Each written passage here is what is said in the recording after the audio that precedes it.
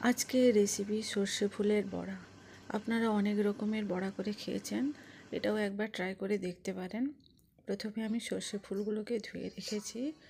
এরপর আমি সমস্ত উপকরণ এর মধ্যে মিশিয়ে নেব। বেসন দিলাম, এরপর আমি কর্নফ্লাওয়ার দিব, পরিমাণ মতো লবণ, একটু স্বাদের জন্য চিনি, কুচনো পেঁয়াজ, লঙ্কা কুচি,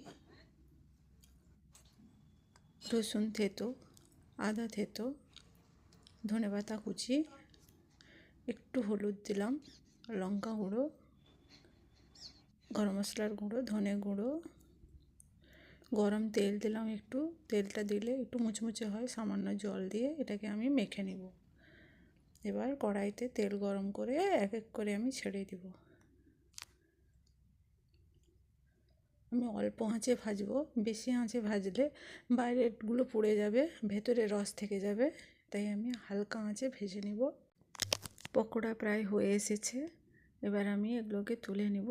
এইভাবে এক এক করে আমি সব কটা পকোড়া ভেজে নিব। পকোড়া খেতে খুবই ভালো লাগে। আমার ভিডিও ভালো লাগলে লাইক, কমেন্ট, শেয়ার, সাবস্ক্রাইব করুন। ধন্যবাদ সকলকে।